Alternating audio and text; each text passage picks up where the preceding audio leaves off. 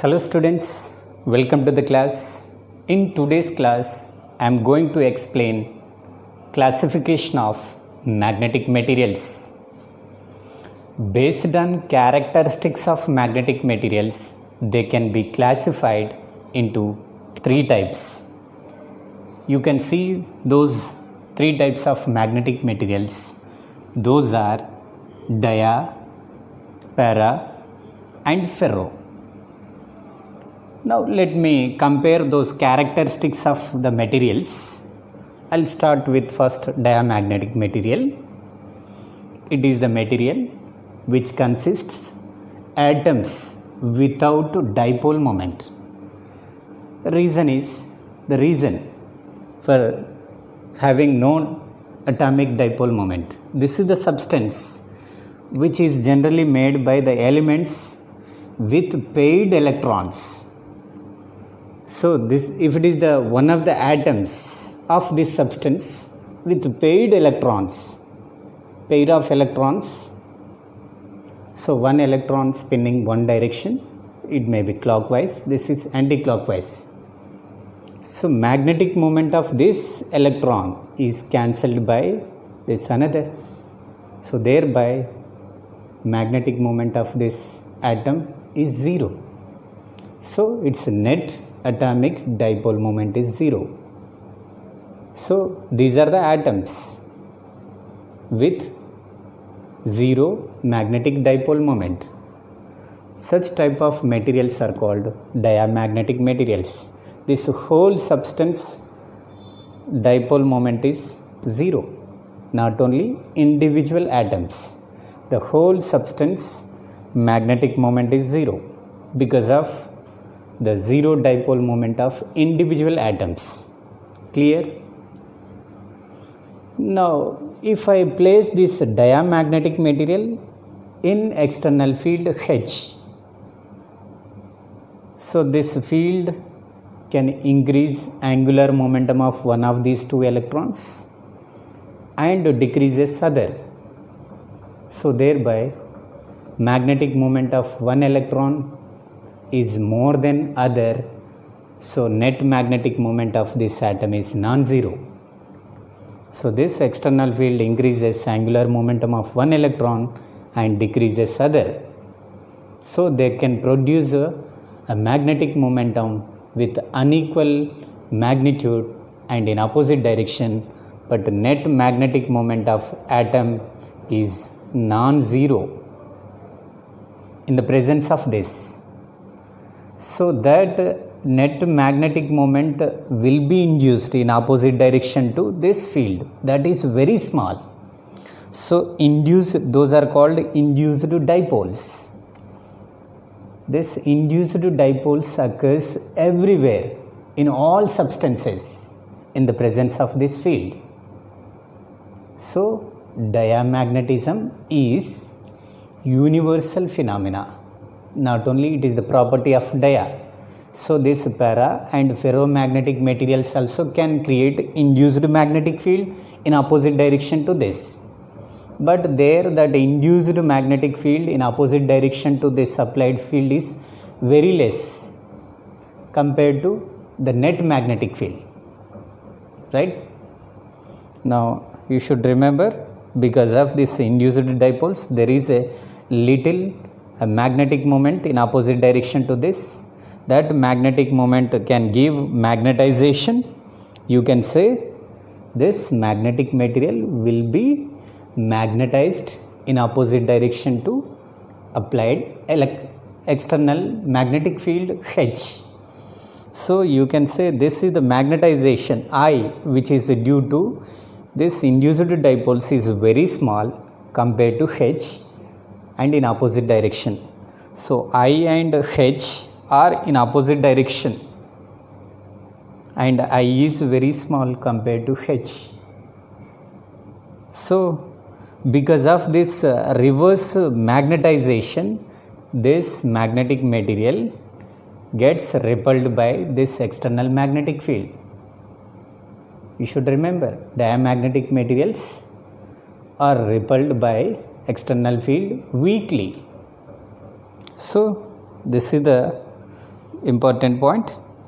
And this one, we have already discussed this relation. This is the magnetic susceptibility. So based on this, I and H are in opposite direction in diamagnetic material. Definitely, if it is positive, this is negative. So that psi value is negative and very small because I is small.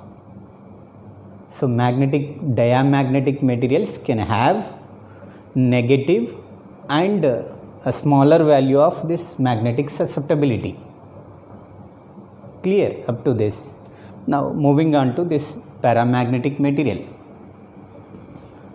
So these materials can have atoms with non-zero atomic dipoles. So unlike to this, so these atoms can have net magnetic moment. So that magnetic moment generally denoted by this arrow. These are the atoms. This is the paramagnetic substance. Atoms can have non-zero magnetic moment, but however the total substance magnetic moment is zero. Reason is that random orientation of these individual atoms. So one atom magnetic moment may be cancelled by this. This may cancels this. Because of that cancellation of magnetic moment of one atom with another, net magnetic moment of this whole substance is zero. Now again, if you keep this substance inside the external magnetic field H, these dipoles try to align parallel to the direction of H because torque, they experience torque. That torque can bring the dipoles parallel to the field, and also there will that induced dipoles, but the induced dipoles magnetization is very less compared to that magnetic moment of these dipoles which rotate parallel to the direction of this external field. Clear? There is two types of magnetization inside this. One is due to induced dipoles and other is due to rotation of this atomic dipoles. But induced dipole moment is negligible compared to the net magnetic moment of this atomic dipoles. So the net magnetic moment here is not equal to zero for this substance. So you can say this substance can be magnetized parallel to H, but it is weakly magnetized, not as much as ferromagnetic material. So here I have written I and H are parallel. I means what? That induced that magnetization due to this alignment of atomic dipoles. This alignment of atomic dipoles can create magnetization inside the substance, that is I, which is in the same direction of H. But this I is very small compared to this H, it is small. So because of this alignment and this two are parallel, this material weakly attracted by this H. This is also important, and based on this relation you can see this is very small and parallel to this. So definitely these two are in the same direction. If it is positive, it must be positive in paramagnetic material. So this magnetic susceptibility is small and positive for this paramagnetic material. Clear? Now about ferromagnetic materials. So these materials can have atoms with non-zero atomic dipole moment similar to paramagnetic material. But in addition to that, there are strong interactions among atomic dipoles, and that interactions can bring those dipoles parallel to each other in a small region. That region is called atomic domain. So these are the regions. These regions are called domains. This is the one domain and another domain, a group of dipoles which are in the same direction. This region, small region, is called domain. So magnetic moment of this domain may be cancelled by another. As a result, net magnetic moment of this ferromagnetic material also zero in the absence of external field. Clear? This whole substance magnetic moment is zero due to cancellation of magnetic moment of one domain with another.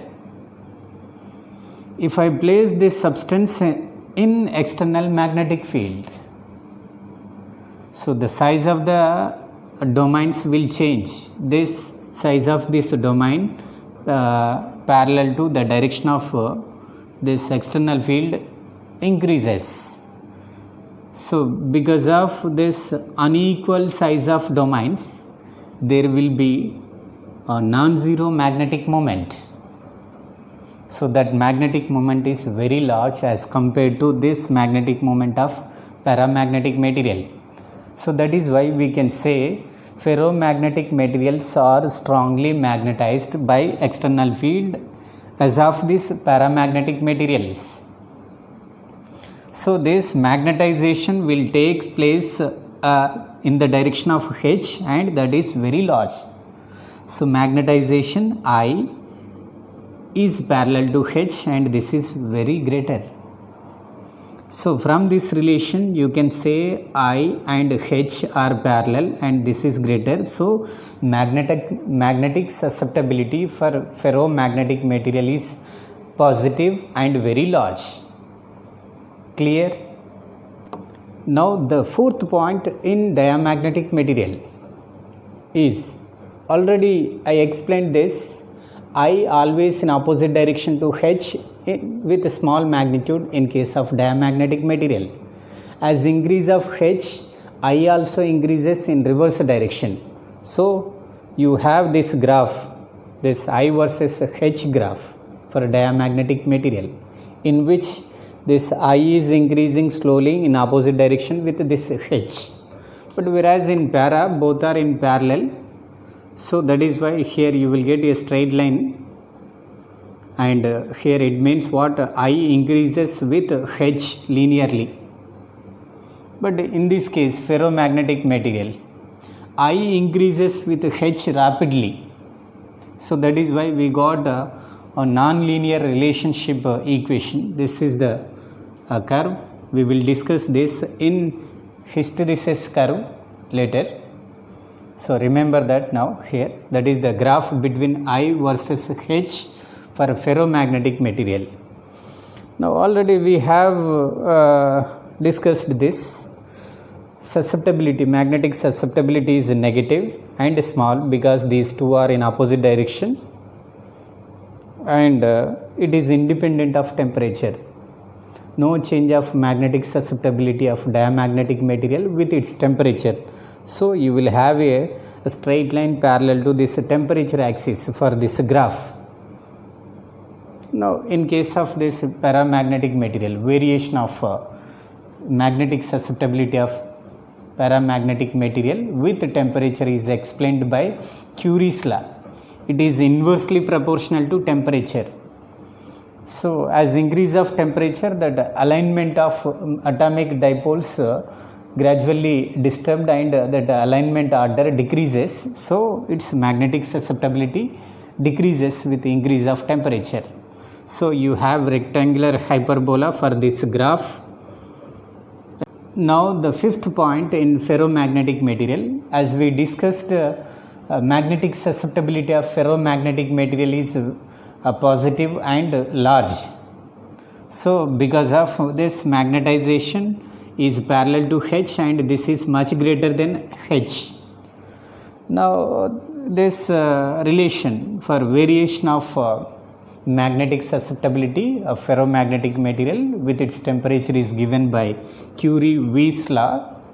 So from this equation you can see this Tc is the Curie's temperature, this is the temperature of ferromagnetic substance. So as increase of temperature, at certain temperature that ferromagnetic material will behaves like a paramagnetic material. That temperature is called Curie's temperature, and it is applicable only for the temperatures more than this, not less than this, right? Now here at Curie's temperature, that ferro becomes paramagnetic material. It loses magnetic property, so because of heating effect, right? Now this is the graph according to this relation again.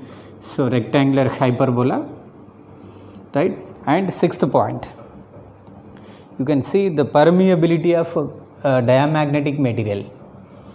Permeability is the ability of the medium to allow the magnetic lines of force through it. Diamagnetic material doesn't allow magnetic lines of force through it easily. So that is why its magnetic permeability is less than free space permeability. Mu is less than mu naught. So that ratio is less than 1. This ratio is called relative permeability, which is less than 1, but never be less than 0. Never be. It lies this mu r lies less than 0 and less than 1 greater than 0 for diamagnetic material. Never be less than 0. Never be negative. Now for this paramagnetic material, permeability is more than free space permeability. So the ratio relative permeability is greater than 1. So in case of ferromagnetic material, mu much greater than mu naught. So relative permeability is much greater than 1. Now the seventh point in diamagnetic material. If we keep a diamagnetic field in external field, that external field lines do not tend to pass through this diamagnetic material. Reason is its permeability is less than permeability of free space. It do not allow the magnetic lines of force to pass through it easily. So that is why field lines are not crowded inside. There is less field inside the diamagnetic material as of outside field. Now in this case, now here you can see the diagram. Here these field lines are very likely to pass through this material because its permeability is much greater than free space. Field lines are crowded inside than outside. There is more field inside this substance, right? Because permeability is more. But its permeability is very more as compared to free space permeability. So that is why field lines more likely to pass through this ferromagnetic material. So the crowdedness of the field lines inside ferromagnetic material is very greater. Reason this. Come to eighth point here. This is the diamagnetic bar which is placed or suspended freely in external field. This bar itself come to rest perpendicular to this external field because of repulsive force by this H. Now similar to this, if I keep a paramagnetic bar inside H because of attraction, so it comes to rest parallel to this external field itself. Now in the same manner here also ferromagnetic bar come to rest parallel to that H. So here if you keep this bar in a non-uniform magnetic field, that bar will move from strong field region to weak field region. Reason, it is strongly repelled by strong field than weak field. So definitely the diamagnetic material will move from strong field to weak field. But whereas para and ferromagnetic materials will move from weak to a strong field region because of attraction. Clear? You can see ninth point in diamagnetic material. In the diagram we have two magnetic poles with more gap. When they are placed with more gap, the field is strong at the ends of these poles and it is weaker middle of the poles. Here the weak field and here at the ends of the poles field is strong. Now here we have a bowl with diamagnetic material. So this diamagnetic material generally repelled strongly by strong field. so it repelled by this strong field region, so thereby this magnetic material will come closer to this weak field region from strong field. Clear? This diamagnetic material generally move from strong field to weak field, so that is why it come towards weak field region. But whereas in case of para and ferromagnetic material, so the thing will take place similar in both para and ferromagnetic material. So the same magnetic poles. Now this bowl is filled with either para or ferro. This may be para or ferromagnetic material. So generally it is attracted strongly by strong magnetic field. So it is attracted by these two poles. Here field is weaker than the field at poles of this magnet. Here strong field. It is attracted much stronger than this weak field. So it tend to move towards the poles. But whereas in the same magnetic poles which are kept closer with a small gap, now the same bowl is placed like this. Now here field is stronger at middle because of the combination field will be here more than the field at these poles. So strong field region is this is the weak field region. So here generally the diamagnetic material will move towards weak field from strong. So that is why it is moving away from this strong field. But in opposite to this, here the same magnetic poles with para or ferromagnetic material, it tend to move towards strong field region, tends to move from this weak field to strong field. Now the last point is examples of these three magnetic materials.